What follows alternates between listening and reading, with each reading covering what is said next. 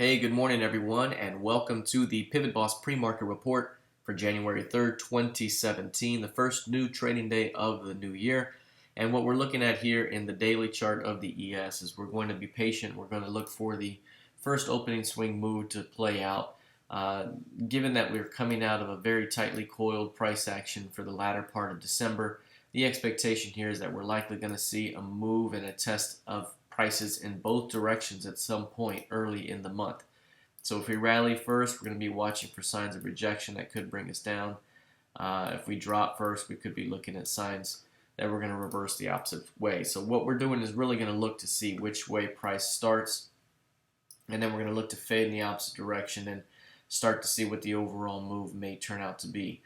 We've been trending higher overall on a longer term basis, and that implies that most pullbacks will still likely be buying opportunities until price fails to hold above 21.85. Failure to hold above 21.85 would rotate things much lower. And right now you have a nice LVN right here. 22.14 is still the big zone.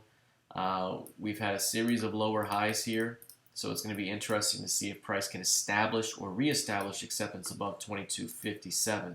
If there's any failure to establish above 57 very quickly, we could be looking at an early sell-off back toward 22.14s to begin the week. All right, let's take a look at the intraday time frame. Here's a look at the intraday. Basically trending higher right now. Pullbacks have been short-term buying opportunities. You see VWAP is sloping higher. R3, S3 both trending and sloping higher. That implies that we're in a bullish state right now. We want to look for bulls to defend pullbacks to value. But again, once price hits 22.57 here, that's going to be very important. Can price establish acceptance above that level? Or is that ultimately going to be an area where bears defend and reject prices back toward 22.35 and below? So right now, keep an eye on 22.57. The current state is to buy pullbacks, short-term pullbacks for rotations higher. Here's a look at crude oil. Now, crude oil in the higher time frame is showing some strength. We knew that there was potential for that. Remember when 52s came out, we had been rejected off 52 time and time again.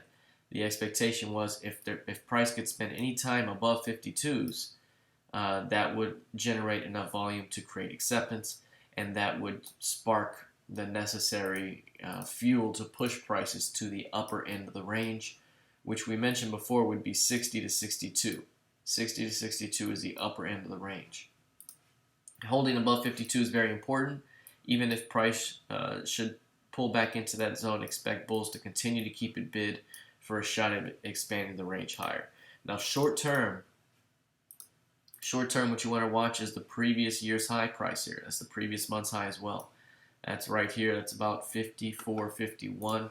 That's going to be important. Any failure to hold above that zone over the next day or two could easily rotate prices back toward 51.67, which is the midpoint of the previous month's range.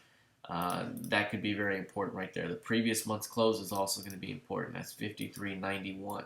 Any failure to hold that level could easily open up more weakness, but that short-term pullback could be a great swing buying opportunity ahead. So that's what we'll be looking at early on in crude. Here's the intraday time frame for crude. What you see right here is price has pushed higher throughout most of the pre-market session, and right now holding at highs, developing an LVN right here. VWAP trending higher. I would say right now pullbacks are buying opportunities short term, as long as price can continue to hold above 54.37. That's the previous high there. That's going to be an important price point. Any pullback to there needs to be defended by bulls. Otherwise, you stretch this thing back toward the previous low. All right, let's take a look at gold futures now. Here's a look at gold. Basically, with gold, we haven't seen much to like in terms of buying this thing. It's been trending lower. It has not found a bid. Recently, we saw another rejection tail. We saw a midpoint retest, and then this inside day was broken to the upside. And since then, we've seen a little bit of strength. But again, we've been in a downtrending market. Here's 1161.10, big time key level there. We broke through it. When we came back, we saw bears defend it yet again. We're beginning the month with rejection at the monthly pivot range and also at the previous month's close price.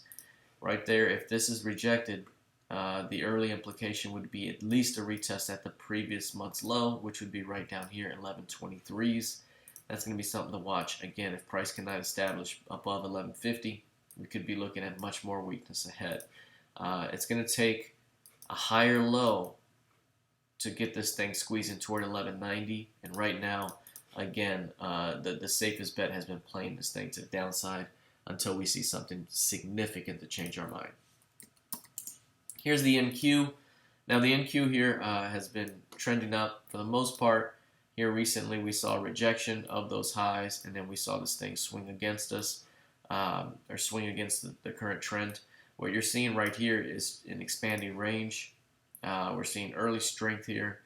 If prices can establish above 4,900, that could lead to a retest of the highs, and that would put us at about 5,000. Again, very similar to the ES, we're in an overall uptrending market, so pullbacks generally still to be bought. If we do push one way hard, look for a fade in the opposite direction to come. At some point, we're going to build out a key range here to begin the year, and that's going to get us started for Q1 movement and direction. But right now, we got to see how this plays out. Overall, pullback, still buying opportunities, but a test at the outer edges could provide early fade opportunities, so keep that in mind. All right, let's take a look at the intraday time frame now. Here it is. On an intraday basis, we're trending up.